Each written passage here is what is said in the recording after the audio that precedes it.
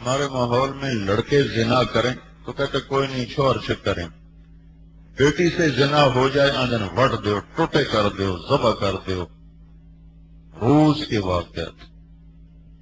بیٹا زنا کرے تو اس بدبخت کو چھپاتے ہیں، بیٹی زنا کرے تو اسے ذبح کرتے ہیں۔ گناہگار ہونے کے ناطے تو وہ بھی برابر ہے، بیٹے سے زیادتی ہو تو اسے چھپاتے پھرتے ہیں، بیٹی سے ہو جائے ماں باپ کو ذبح کر دیتے۔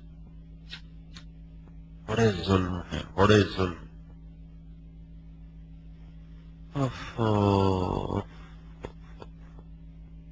ایسے ایک جگہ ایک قصہ ہوا، بچی نکل گئی پھر آ گئی، تو اس نے برائی نہیں کی، بس نکلنا اس کے ہو گیا انسان۔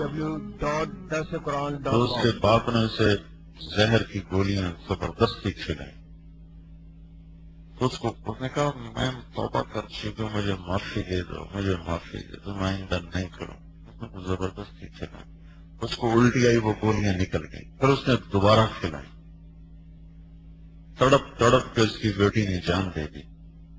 اس ظالم کے دل تھا کہ پتھر تھا، بڑا ظلم، بڑا ظلم۔ اور یہ تمہارے سرحد میں ایک جگہ گیا جماعت میں، تو وہاں کے کچھ لوگوں نے مجھے بتایا کہ یہاں عورتیں بہت قتل ہوتی ہیں۔ میں نے کہا کس وجہ سے؟ کہ یہاں کے اکثر لوگ کمائی کرنے کے لیے گئے ہوئے ہیں باہر ملکوں میں، وہاں کوئی ان کے کان میں کہتا تھا تیری بیوی تو بس غلط ہو گئی، تو وہ آتے ہیں غصے میں آ کر، پتہ بھی نہیں کرتے کہ پتہ تو کرو بات تو صحیح بھی ہے یا غلط، رہا کہ سیدھا ہی فیر مار کر اپنی خطا نہیں دیکھتے کہ جوان بیویوں کو چھوڑ کے 2 سال باہر بیٹھے ہوئے ہیں تو پیسہ کمانے کے لیے۔ تو اگر وہ انسان ہونے کے ناطے اس سے اگر خطا ہو بھی جائے تو قابل معافی ہے۔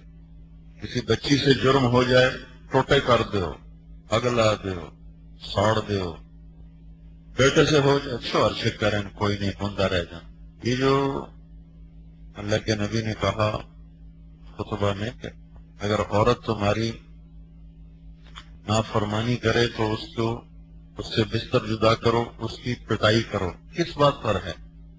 علیہن الا یعطین فرشکم، اس بات پر ہے اگر ان تمہارے بستر پر کسی اور کو لٹا دیں، یہ زنا کی طرف اشارہ ہے۔